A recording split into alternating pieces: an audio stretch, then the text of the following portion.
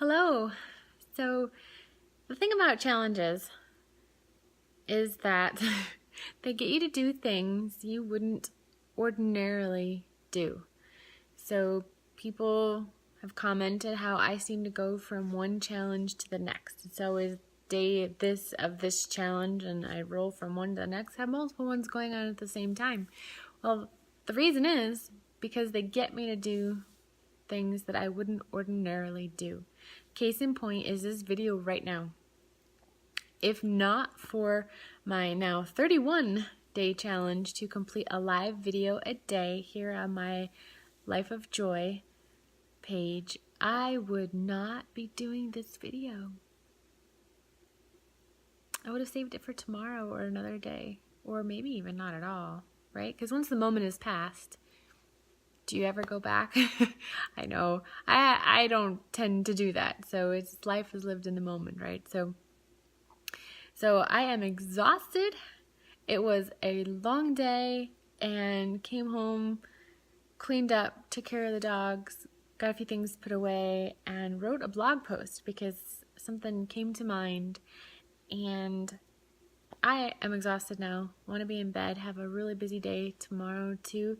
Not finished with everything. My boy Larkin still has a mohawk and he's supposed to be in a dog show, confirmation dog show tomorrow. Not barn hunting. Barn hunting doesn't care what he looks like, but confirmation does. So we're going to be up a little bit early working on his mohawk and everything else that hasn't been done on his grooming. But I wanted to come real quick then because of this challenge to do this video, even though I'm tired, to stay consistent because this is day 14 of the Joy Chronicles and I just couldn't stop now. And even if I did 2 videos tomorrow, it just wouldn't be the same because I would know that I didn't do it. So I've got an hour and a half, I think, to spare and it's still day 14. So awesome. Today I have spent a day of what I've now identified as self-care, and that is barn hunting. It's a sport for your dogs and for you, really. There's a handler and a dog involved, and rats too, and it's a hunt, and great people involved, fun sport, and I thought it was more for the dogs. But a question came up recently on another video. I was talking with a friend, and it was, what would you spend, if you got $100 extra a week, what would you spend it on for yourself, that you had to spend on yourself? I'll get the question right here. If you got an extra $100 a week to spend on yourself, what would you spend it on, right? And I'm trying to think of all the different things that are self-care that's not, a manicure or pedicure or getting your hair done or a massage.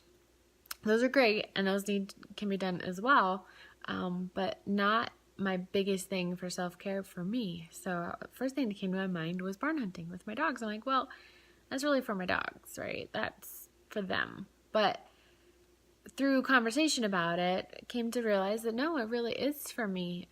I enjoy the trips. I like the road trips. I like going away. I like the new experiences. I like going to new different places. I like the day out of town, away from home. I love the people I'm around. I've loved that kind of environment where you're all working together on something. Barn hunting, everybody can win. You're all very supportive of each other. Meet people from all over doing it, and makes me feel really good doing something for my dogs that they enjoy too. So it's self-care. Barn hunting is self-care. So that's how I would spend a good chunk of my $100 every week. Might even have to stockpile some so I could do barn hunting for all my dogs. But because of that, I had a self-care day. And as I was out there at this event, this one going on today was technically a local one. It was only about an hour drive away at the Clark County Fairgrounds, just north outside of Las Vegas proper. And on my mind was, how do I make sure that this is a self-care day? And it was really kind of neat because of having that perspective, that thought in mind, and that intention, I really, took a lesson from my dogs and listened to him. Like Nicholas was telling me that he needed some time with me, with his mom, right? Was done being in his crate. So I had to make some time to just be with him. And I could have sat there, we sat on the concrete. We're out in a barn at the fairgrounds, and I sat outside. It was beautiful. The wind was blowing. It was such a fabulous day today. We just sat leaning against the wall, and he just laid there. And I could have been on my phone doing stuff, could have been working, could have been, on social media, could have been just following up on things, getting stuff accomplished. And I didn't. My phone wasn't even on me. It was in the truck. And it felt great to just sit there and pet my dog. He loved it. He felt good. We went for walks throughout the day. Both Ian and Nicholas got to go for walks out in the grass area over there. And like I said, it was a gorgeous day. So we just soaked it up. I sat down in the grass. We didn't just go out for a little bio break. I sat down in the grass with them. I said, hey, you know what? It's beautiful here. Let's enjoy this moment. And we just sat down. Nicholas flopped, rolled over multiple times, rubbed his back. He's like, oh yeah, this is good. And it was just beautiful. It felt amazing to do that. It felt good to not be plugged in, to kind of unplug. And there's actually even Wi-Fi inside this barn. But no, I didn't do any of that. And it felt amazing. I also really paid attention to the importance of not quitting on things. Nicholas has had his challenges with barn hunting really since he got his senior title. Going into Masters just kind of changed things for him, and probably me and how I come across, because I know he's really very sensitive, and he mirrors my emotions back to me. And so he's kind of struggled, with it. And so we've just been working, on it, and keep showing up and working with him together, and working on my attitude and all as well too. And today I got to see some of the results of that. He started showing me a glimmer of his old self when we were at the Barn Hunt Nationals in Texas just a couple weeks ago. And then this is his first time back in the ring since then. And it was a beautiful thing. I would just say Nicholas is back. And I'm like, wow, persistence has paid off. And just really changing my focus. It's like not focusing on the results. It's focusing on, it's not focusing on being qualified, getting a cue. The result I was focused on was having fun and making sure that I wasn't stressed and he wasn't stressed. And so the time we spent together, I listened to him. He told me he was stressed, and so we made sure that he was comfortable, and it really gave me some time out to take a breather too, which was great. And before we went in the ring, I was just like, okay, breathe. And he had 2 fantastic runs. He qualified in Crazy 8s, and that what started his first time back in the ring. Crazy 8s is a super fun class to be in. He did amazing job hunting with that. He had a blast. You could see that he was having so much fun. And then his master class came up after that, and we didn't get a cue. I miscalled a tube as a rat when it wasn't, and I felt so bad. I mean, seriously, I felt horrible, because he was so alive and having so much fun and was not ready to stop. He's like, no, I'm going to continue because there's more rats to find. I was like, oh my God. Seriously, I just felt so bad that I just would open my mouth.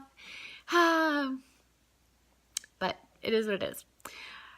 We'll be back in the ring again. I know he'll get his cues in Master when the time is right. And that's okay, because our goal is to have fun. And we accomplished that today. He was hunting like he did when he first started barn hunting. And I am so happy for that. So my self-care day turned out very well. very well, because I feel like I did something good, for my dogs, for myself. Had great progress, just changed what the expectation was, what the goals were, and found my success by changing the definition, right? So I'm very proud of that. Ian also had a grand time, and I learned some good lessons with how to work with him too. One thing I'm going to start doing is taking notes. Every time after a trial, I'm gonna start a little note on my iPhone, the Notes app. I'm gonna start a barn hunt note for each of my dogs and kind of document what their challenges were, what their wins were, what the things were that I learned about them from that barn hunting event, because they're very different hunters, and I tend to have difficulty keeping track. And then, of course, you forget like how things went and what the situation was. And also, I want to document those things so I don't forget, so that we can continue to make progress. So, I had some good learning moments with Ian as well too. He did great in Crazy Eights. He had a blast. It was such a joy to watch him, and had his senior class. And he didn't get a cue in there either. And that was kind of where my lesson came in as to how I would handle that a little bit differently. But he's doing a great job too. He's coming along too, and I think it's looking good for us. So now I'm excited for the next one. I totally wish I could go back tomorrow. But Larkin gets his date tomorrow and confirmation on the opposite side of town. So spreading the love around between my dogs. So I just wanted to share that with you, to do this video real quick, to kind of keep myself on track and to share with you how the day went. By just kind of changing my focus a little bit, and instead of, being so plugged in and, keeping, neglecting my dogs, because I could have been, volunteering the whole day to help out in the rings, and I didn't, because of wanting to make sure that my dogs were taken care of, and that this was a fun day for them too. They shouldn't just be miserable all day stuck in a crate, so they got to be out and about and doing their thing, being out in the great weather and enjoying their time in the ring. So I love my dogs, and I love the lessons that they teach me, and I'm always grateful, for the time that we get to spend together. So that's my message for you today. Cherish the moments, live in the moments, turn your phone off when it's appropriate, or, make those times when it is appropriate to make that happen. You don't get those times back. And me getting few things done on my to-do list didn't trump that time I had right there in front of me with my dogs.